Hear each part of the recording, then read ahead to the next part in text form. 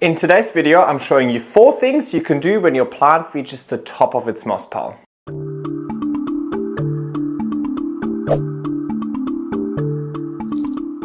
Hi everybody and welcome back to my YouTube channel. You guys know I'm all about growing large plants indoors using moss piles. In nature, these plants would grow up trees, and indoors the moss pile is mimicking the tree. But there's one big limitation: the ceiling. I'm limited with space indoors. Outdoors, these plants can grow up a tree for 3, 4, 5 meters. They'll hardly ever reach the end of the tree. But my moss piles are limited in height, just purely based on what is efficient for me to maintain within an indoor environment. So it's inevitable. At some stage, the plant will reach the top of the moss pile, and we need to make a decision on what to do with that plant. Today I'm going to show you 4 things that you can do to that plant, and to be honest, I use all 4 of these methods. It just really depends on what I want the plant to look like. Let's start off with the real obvious one. Well, you can extend your moss pile. So let's say you have and I have to go back a little bit, let's say you have a 90 centimeter moss pile over here. The plant reaches the top of the moss pile. I can just take another moss pile and put it on top of here. To make it stable, I would connect both moss piles to a garden stake, so that garden stake helps connect those 2 moss piles, and then I cable tie it all together so it's nice and secure. I do that with all of my plants. So you can see over here, this is the first moss pile. Finished over here, this is the second moss pile. I just connected them using some cable ties, and they're connected via the garden stake as well. Alright, so that's really the obvious thing. I make all of my moss piles 90 centimeters and I extend them once, so my full moss piles are 180 centimeters.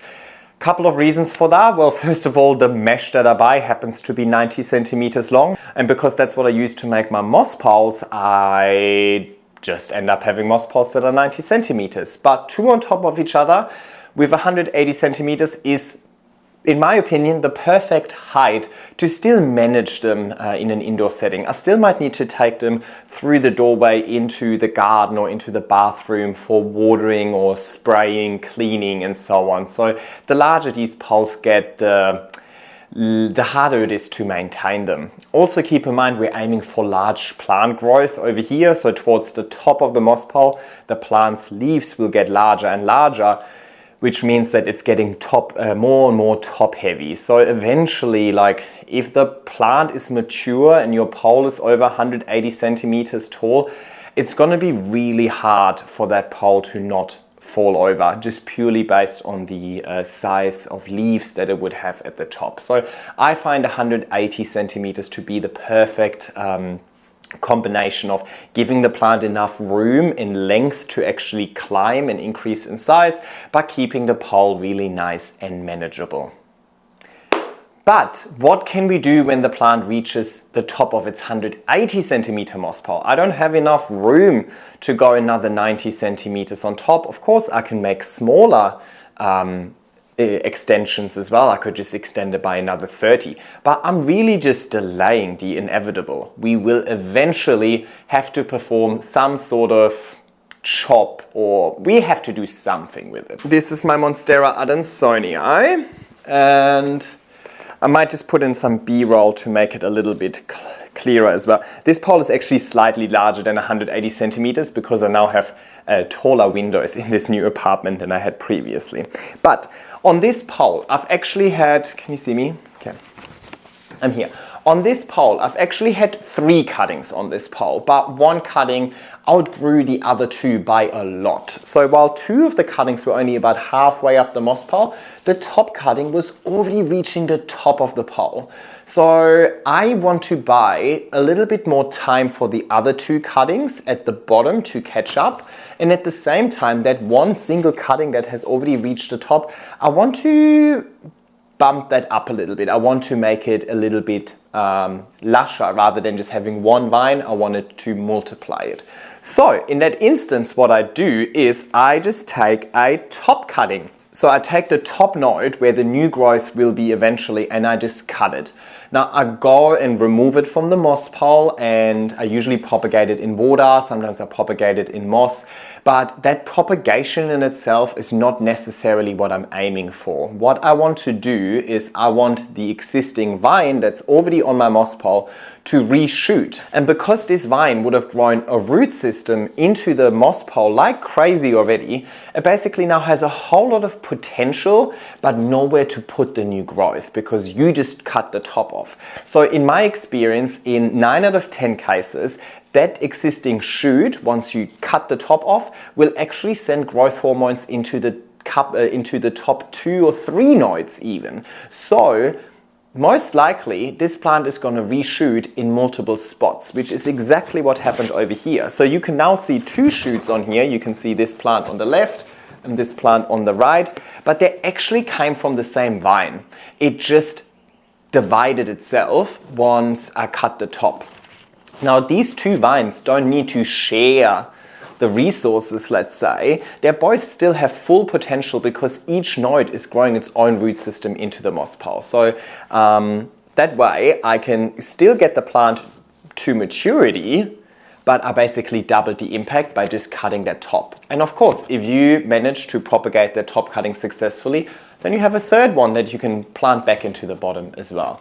Now I do that specifically where I have multiple cuttings on a pole, like this one for example, to buy the bottom cuttings a little bit more time to catch up, while the top cutting is a little bit overperforming. Or I do that where I want to double the impact on the same moss pole without actually doing a proper propagation. Or where, for example, the top cutting, like let's say, for example, sometimes my plants get too tall, and when I pick them up, I've smashed the top cutting into the ceiling, kind of damaging the newest leaf. If I already know that the newest leaf is kind of going to be a bit ugly, I just use that as an opportunity to, you know what, let's just cut that leaf off and let the plant reshoot. So I buy myself a little bit more time. Don't have to do chop and extends all too often, but I'm still doubling the impact. Now, I also do that a lot during winter when I don't want to do a proper chop and extend. We're going to talk about chop and extend later because I don't want to induce too much shock. Then I might do that because you're actually not inducing all too much shock. The plant, like 99% of the plant stays the same. You're just changing where the plant is directing its growth hormones to. So very unintrusive, let's say, to the plant. The plant hardly notices it. Great impact on being able to double it, but you do have to keep in mind that sometimes the growth is a little stunted. So after that, it gave me these tiny leaves first, but it then recovered pretty quickly, right? So again here, it gave me this small leaf over here first, but then recovered pretty quickly. So if you don't want to see that little dip in growth, spoiler alert, really hard to not have that dip in growth. But yeah, then this might not be the best option. But I really, really love that. And I mainly do it with my already mature specimen. Like I've done that with my dubia 2-3 times now. I've done it with this one a couple of times as well. So I really love this, and it's really easy, right? Like really quick and buys you time. So a 10 out of 10 would recommend. Alrighty, that was option number 1. Option number 2 is training the plant to climb down. Let's have a look at an example. Alrighty, I've got my, let's see if this is in frame. Nope. Alrighty, so here we've got my El Salvador. Now this plant has been with me for 3 or 4 years, and there's about 8 to 9 different plants on here. Now, a lot of the smaller cuttings have only just made it to the extension of the pole. So they're kind of still stuck down here. But I have one shoot that has really shot the lights out, that is really growing much faster than the rest of the plant. So if I would now do a chop and extend, and again, we learn more about that process in a second, I would basically just be left with one cutting, which is a little bit disappointing because I really want that lush look. If we're having a look at this, like see how lush the plant is at the bottom, and then at the top it just has that one vine. Yeah, I love that vine, and it has nice mature fenestrated leaves, but I still want it to be lush. Now it reached the top and I haven't done anything with the new growth. Can you see this? Growth over here kind of just grows off of the moss pole because it has nothing else to attach to, but it has all of these roots over here that would absolutely love to attach to something. Now I could do number 1, chop it, have it reshoot in a couple of spots, and hopefully by the time the rest is ready to reshoot, the other cuttings would have caught up. But in this instance, I actually want to train it down. Now, to train it down, you're basically trying to grow the plant against its natural growth pattern. This plant wants to climb. It wants to grow up, not down. So we need to kind of force the plant to grow against its growth pattern. Every time you grow a plant against its growth pattern, the plant is gonna suffer a little bit, or by not suffering, but it's not gonna thrive to its full potential. So you will definitely have to expect a decrease in leaf size as a result of you letting it climb down instead of letting it climb up. But we're already seeing that now. Already these last couple of nodes that don't make contact with the moss pole, they don't have anything to grow a root system into, so the leaves are already a bit smaller. Specifically the new one coming out here looks like it's going to be a little bit smaller. Use this piece of twine over here, so it's just this sort of twine, because it's nice and soft on the petiole or the leaves, right? Like it's not going to damage the plant. Do that at your own risk, and do it when the plant is dehydrated, so the petioles are kind of a bit floppy, rather than being like full of water, because you have a much higher chance of snapping a petiole or snapping the whole stem if you do that while you just after you just watered the plant. So wait for the plant to be dehydrated to do this. I have done this plenty of times, and yes, things have gone wrong before. Also, wait until the plant has grown off of the moss pole a little bit. Give yourself a little bit of room. Don't do it with the first node. I waited for, this is the third node now that has grown off the moss pole. And with that twine, and using the moss pole as like an anchor itself, I'm just gonna try and pin this towards the moss pole. Now, the first day, I might just tie it up here. So it's not quite next to the moss pole yet, and then maybe next week I'm going to tighten this a little bit and move it a little bit closer to the moss pole, just trying to not snap the stem, right? Today I'm going to go a bit YOLO and just going to try it all in one go, but if you're worried or if you're really emotionally attached to a plant and you really can't handle the thought of it potentially snapping, then just do a little bit at a time. But I'm a little bit YOLO today. There we go. There we go. So it's not quite near the moss pole yet. There's still a little bit of room, but I'm just going to wait for the next node and then slowly push this closer. Maybe I can do now. Let's give it a try. All right, this has now reached the moss pole for sure. There we go. All right. You can see this, so the plant is now making contact with the moss pole. See this root here, there's another root here. Once the root has found its way into the moss pole, you can cut the string, right? Like you're just placing the node near the moss pole while you're waiting for the node to grow into the moss pole. Obviously this leaf, for example, now kind of faces down here, which is going to look a little bit odd, but with time these leaves will readjust and start facing the light. So that's just a matter of a week or two. Now I will do that all the way until I reach where the extension was. So the extension was over here. So I'm just going to train it down on the top half, and then I'll let it climb back up again. So basically before I would have had one vine going up. Now I have one vine going up, one going down, one going back up again. When I then do my chop and extend, which we're going to talk about in a second, I essentially cut these and I now have 3 separate vines rather than just one. So I'm tripling the impact, but keep in mind the leaves on the way down will decrease in leaf size and probably increase in internodal spacing as well.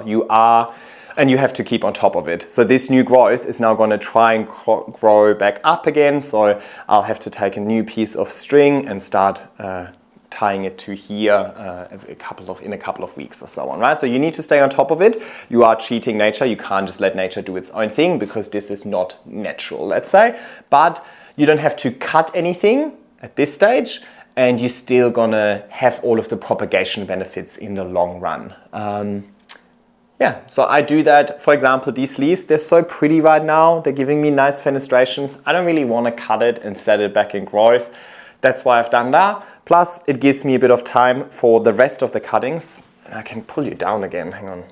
So I now bought the plant a little bit of time. So the rest of the cuttings, these ones down here, see how lush it is down here? All of these cuttings, they can now climb up that second moss pole because, well, this one still needs to go down and back up again. So I bought myself a bit of time. Again, that's something you could do, for example, in winter, where it's not optimal to chop plants or propagate plants. You want the propagation to have minimal impact, but at the same time, you don't want the plant to grow off of its moss pole and grow wild. So yeah, that's usually something I would use in winter.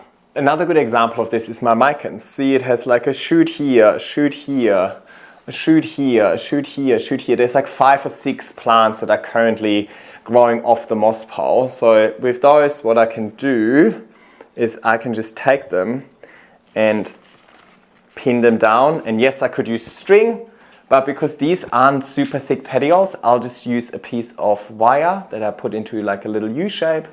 I hope you can see this. And I just use the moss pollen itself as a grid. So I take this cutting over here, I pin it to the part of the moss pole that I want it to go to. Sometimes I can take even 2 cuttings and pin them together, and I'll just say, I want you to attach here. These roots will attach into the moss pole. This will keep growing, and then in a couple of weeks' time, I'll take this piece and I'll pin that to the moss pole. Again, this petiole is much thinner, so this stem is much thinner, so way less chances of this snapping. So I'm a little bit more experimental or like a little rougher with this one than I am with the other plant. Plus I have so many more. Even if I would snap a stem, it wouldn't really make all too much difference. So with this one, the micans, for example, I'm not really aiming to grow this into really large leaves. I want this to be just a really lush pole. So I go up and down here plenty of times until I basically have no more room on the moss pole, and only then I do my chop and extend. Alrighty, so I mentioned chop and extend a lot throughout this video already, so let's talk about it. Chop and extend is my preferred way of dealing with plants that reach the top of its moss pole. And it's exactly what it sounds like. You chop it and then you extend it. We already know what a moss pole extension looks like because that's the first thing that I discussed. All we're now adding is a chop. So this plant on a 180 centimeter moss pole, it's my Mandula pothos. Here is the intersection of the 2 moss poles. Now that it reached the top of its extension, I'll just chop here. I'll take the top part and I pot it back up. Let me insert a little short for you so you can see exactly what that looks like. Over here you can see I basically just chop the plant, I take the top part, I pot that back up, I put it into aeroid mix, and then I re-extend the top part of the pole. So, before we talk about why I do that and why this is my preferred method, really important, that chop and extend process relies on the roots within the moss pole. It relies on your plant having attached to the moss pole and growing roots into the moss pole. That is the root system that's gonna keep that top cutting alive when you pot it back up. I don't propagate it any further. I just pot it straight up because it's already propagated. It's already grown on the moss pole its whole life. Now, the more root system you've got within that moss pole, the less shock you're gonna have. So a really established root system within that moss pole can almost completely eliminate shock, meaning that the new growth is not really gonna be decreasing in leaf size all too much, at least compared to the other 2 methods. You're reducing the shock by keeping the size of the root system in proportion to the cutting. If you're just taking the top cutting and you have big leaves but no roots, well, the plant is going to focus on root establishment first, and then it's going to grow large leaves again. So it's going to set it back in growth first. With my chop and extend, because I'm taking full half pole cuttings, let's say, there's a decent root system within the pole, and it's in proportion to the size of the cutting that I took. So the plant kind of continues almost as if nothing happened. Totally normal to see a small decrease in leaf size first, but the plant is really re-establishing really quickly. That's the whole idea behind it, and the plant having thoroughly rooted into the moss pole is really a prerequisite for this to work. But the reason why this is my favorite way of dealing with this issue is because Well, I'm going to continue with the top half of the moss pole. The top half of the moss pole is the part that has the large growth. It's the part that has the newest growth. So the leaves are nice and fresh. They haven't suffered through years and so on already. Leaves have a limited time span or lifespan, right? Leaves will eventually just die. Like look at the bottom of this pole. I don't know if you can see this. Yeah, these old leaves starting to die and fall off. So eventually you just end up with an empty stem. I don't want to take the top cutting and then do something with the top cutting and wait for the bottom part to reshoot. The bottom part is the ugly part. I want to work with the top, but I want to work with the top without losing the progress. So if I just take a top cutting and I would start that top cutting on a new moss pole, then it would set the plant back, whereas with this full chop and extend, the shock is minimized. Now, of course, you can do the chop and extend in different increments. You don't need to chop your plant in half. You can just take the top third and so on, right? I like to go half moss poles because, first of all, that's really easy. I can just extend it with a new moss pole that's 90 centimeters and I always stay at 180 centimeters. I do like consistency. But also, I feel like with half, I'm giving the plant enough room to then grow on its extension, but at the same time I'm also giving the plant enough roots to not go through too much shock. So it's like the perfect medium. Imagine you would do it in 30 centimeter increments. Well, the plant would have only had 30 centimeters of space to keep growing before you chop it again. So you're basically just constantly inducing a little bit of shock. You'll never get the full potential out of your plant. So that chop and extend is really my preferred thing, but it is obviously inducing a little bit of shock. So I like to do that in spring and summer, during growing season, when the plant is happy and healthy and the conditions that the plant is growing in is good enough to basically eliminate almost all shock. I wouldn't necessarily do that in winter because that top part is still suffering quite a bit. Despite having the root system within the moss pole, I want to give the plant, the top cutting, the best conditions possible to recover from this shock really, really quickly. Remember, I spoke to you about conditions versus care. If the conditions aren't right, there's nothing you can do with your care approach to overcome that. So I want to do the chop and extend when the conditions are optimal, which is usually spring and summer. In winter, I try and not do chop and extends and instead either just take the top cuttings or train the plant down because it is just less impact on the plant in itself. And then that buys me enough time so that by the time spring or summer comes around, hopefully there's multiple plants growing on one pole. So then when I do my chop and extend, I transfer multiple cuttings into my new plant that I want to keep growing. I hope that makes sense. Alrighty, so just to quickly recap, there's 4 things I do when my plants reach the top of the moss pole. First one is extending. Second one is taking the top cutting and waiting for it to reshoot in 2 spots, but that's just a temporary solution. Eventually, I will have to do a chop and extend. Second one is training the plant down, but again, that's also just a temporary solution because eventually the moss pole is full and I need to make more room, aka do a chop and extend. Lastly, my favorite thing is the chop and extend. And I have some plants that have gone through 3 or 4 chop and extends, and that's the only way I was able to really get them to maturity while keeping them at a manageable size within my indoor environment. If you want to learn more about my moss poles, how I make them, how I water them, how I extend them, how I chop and extend them, and you want detailed tutorials on all of that, I'll link my moss pole playlist at the end screen. There's plenty of references in there for you, and I would really appreciate if you check them out. Please also give this video a like, share it with anybody who could use this information, and if you haven't already, I would really appreciate if you subscribe to my channel. Thank you so much for listening, take care, and I'll see you next time. Bye.